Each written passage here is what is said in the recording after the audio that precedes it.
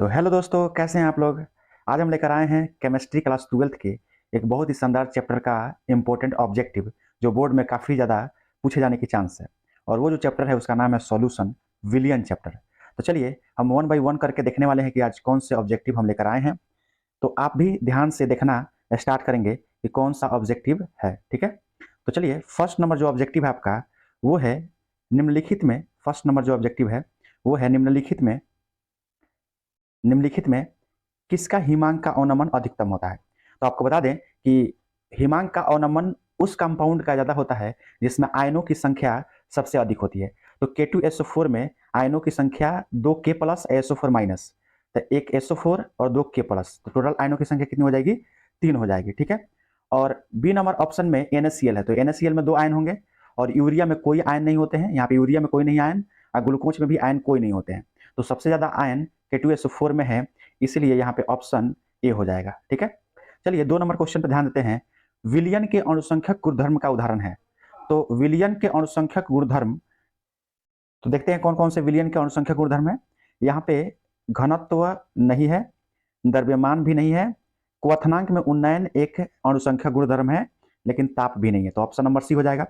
चलिए next question देखते हैं 3 नंबर। 1 kg घोल में उपस्थित सॉल्यूट के मोल की संख्या को कहा जाता है। तो 1 kg घोल में उपस्थित सॉल्यूट के मोल को मोललता कहा जाता है, ठीक है, याद रखिएगा। चलिए 4 नंबर क्वेश्चन है, निम्न में से कौन अणुसंख्यक गुण है। यहाँ पे 4 नंबर क्वेश्चन देख रहे हैं हम लोग। 4 नंबर, निम्न में से कौन अणुसंख्यक गुण है। तो अणुसंख्यक गुण का 2 क्वेश्चन यहाँ पे आ गया।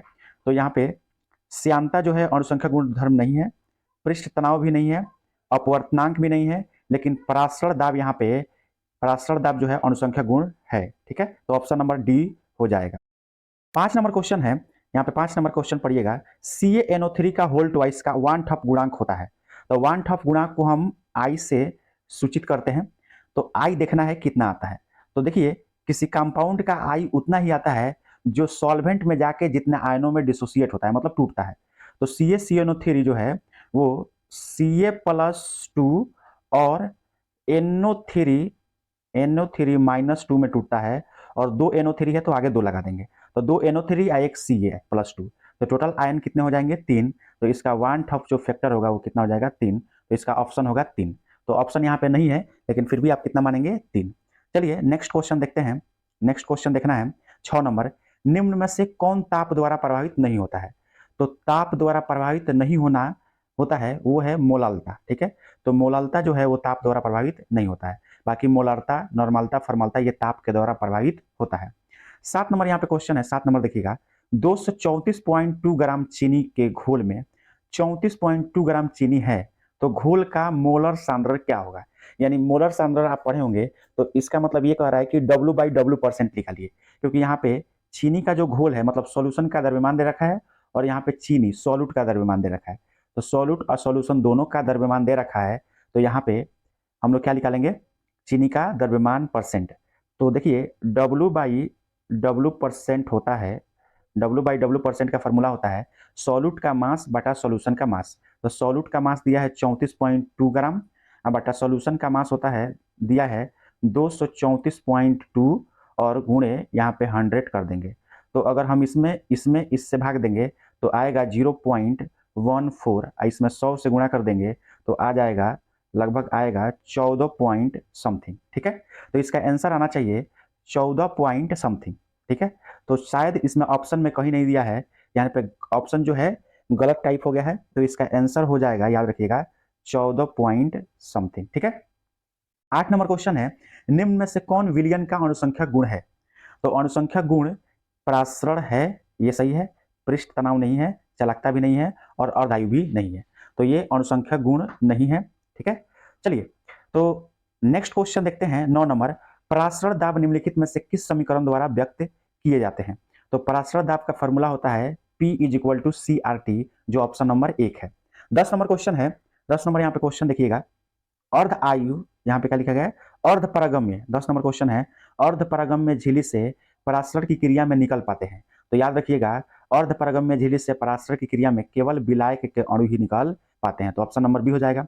11 नंबर क्वेश्चन है, निम्न जलीय, 11 नंबर क्वेश्चन देखिएगा, निम्न जलीय घोल में किसका क्वथनांक अधिकतम होगा।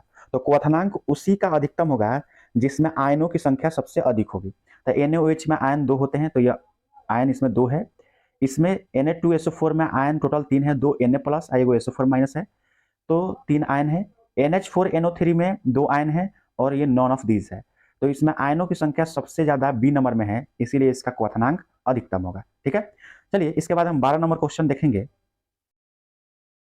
तो दोस्तों 12 नंबर क्वेश्चन है, यहाँ पे 12 नंबर क्वेश्चन है, निम्न में से कौन आदर्श विलयन है। तो आदर्श विलयन के लिए पहला ऑप्शन है वाटर प्लस NaCl। तो यदि सॉल्यूट और सॉल्वेंट मतलब दो चीज जो आप जोड़े हुए हैं उनका अगर नेचर अलग अलग आ गया तो आइडियल सोल्यूशन नहीं होता है, यानी आदर्श विलयन नहीं होगा। और यदि लगभग लगभग सेम यानी उनका स्ट्रक्चर में समानता आए या एक कार्बन इधर उधर हो जाए तो वो लोग आइडियल सोल्यूशन होते हैं। तो ये 1 नंबर ऑप्शन नहीं होगा। वाटर प्लस NaOH ये भी नहीं होगा क्योंकि ये दोनों अलग अलग चीज है। बेंजीन और टोलिन हो सकता है क्योंकि बेंजीन का स्ट्रक्चर बनाते हैं तो ये ऐसे बनता है ये, और टोलिन का स्ट्रक्चर ऐसे बनता है। ठीक है, ऊपर एक CH3 रहता है। ठीक है, तो देखिए नीचे वाला जो पोर्शन है ये वाला, ये दोनों सेम है और एक कार्बन का अंतर है, यानी यहाँ पे ये आदर्श विलयन हो सकता है। ठीक है, तो ऑप्शन नंबर सी हो जाएगा। 13 नंबर क्वेश्चन है, H3PO3 की भास्मिकता यानी बेसिसिटी होगी। तो H3PO3 की भास्मिकता 3 होती है। कितनी होती है? 3। तो ऑप्शन नंबर सी हो जाएगा।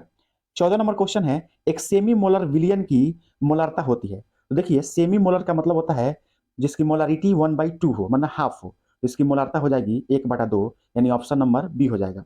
15 नंबर क्वेश्चन है, निम्न में से कौन सा समीकरण राउल्ट के नियम को दर्शाता है।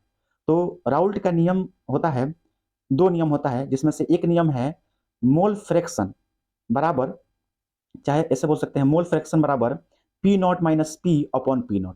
तो यहाँ पे के को अगर हम मोल फ्रैक्शन माने, मोल फ्रैक्शन को काई से सूचित किया जाता है, तो के की जगह एक काई रखें या के रखें तो बात एक ही है। तो यहाँ पे ऑप्शन नंबर 1 हो जाएगा। ठीक है, 16 नंबर क्वेश्चन है, यदि कोई सॉल्यूट किसी विलयन में वियोजित ना हो तो उसका वान टफ फैक्टर या वान टफ गुणांक होगा। तो याद रखिए, यदि कोई सॉल्यूट किसी विलयन में वियोजित ना होता है तो उसका वान टफ फैक्टर 1 होता है। कितना होता है? 1। ठीक है, और यदि वो वियोजित हो जाता है यानी सॉल्यूशन में वियोजित हो जाता है विलयन में, तो उसका वान टफ फैक्टर 1 से ज़्यादा होगा।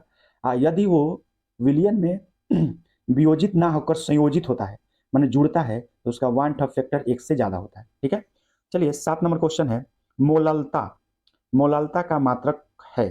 तो मोलालता का मात्रक होता है मोल पर केजी। ठीक है, तो ये नंबर ऑप्शन हो जाएगा। चलिए नेक्स्ट क्वेश्चन देखते हैं। फिर से 17 नंबर क्वेश्चन आ गया है। तो चलिए आप जानते हैं कि 17 नंबर का आंसर 1 नंबर होगा, मोल पर केजी।